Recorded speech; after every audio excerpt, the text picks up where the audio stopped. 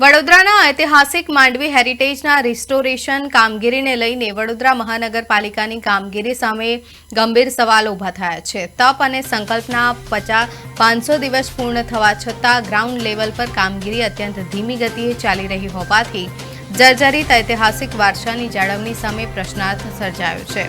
2 મહિના પહેલા heritage cell દ્વારા 15 થી 20% કામ પૂર્ણ થયાનો દાવો કરવામાં આવ્યો હતો, પરંતુ ગ્રાઉન્ડ પર આ કામગીરી દેખાતી ન હોવાનો સ્થાનિકો આક્ષેપ કરી રહ્યા છે।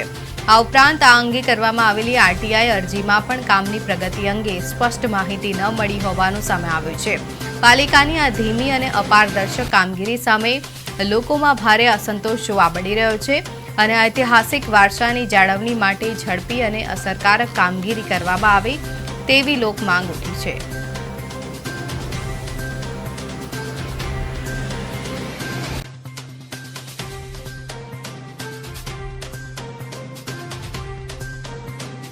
કામ ઝડપથી શરૂ થાય, પરંતુ આ કામ તો ઝડપથી શરૂ થતું નથી।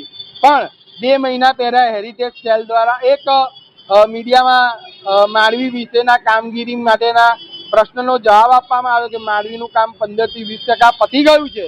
ત્યારે એક પ્રશ્ન ઊભો થતો હતો કે ગ્રાઉન્ડ લેવલ પર કોઈ કામગીરી નથી, પેપર ઉપર 20% કામ પતી ગયું છે, તો આ કંઈક ખોટું થઈ રહ્યું છે। ત્યારે મેં આરટીઆઈ કરેલી, આરટીઆઈનો કહીએ એમને જવાબ આપ્યો। એ જવાબની અંદર પણ મેં જે માહિતી માંગી હતી એ હેરિટેજ સેલ દ્વારા આપવામાં આવી નથી। એટલે આજે પણ આ જ પ્રશ્ન ઊભો થાય છે કે મહાનગરપાલિકા નથી કામ પ્રોપર રીતે હેરિટેજ ઇમારતોની કરાવી રહી અને નહીં જ કે આપણે જે માહિતી માંગીએ છીએ યોગ્ય આપી રહી।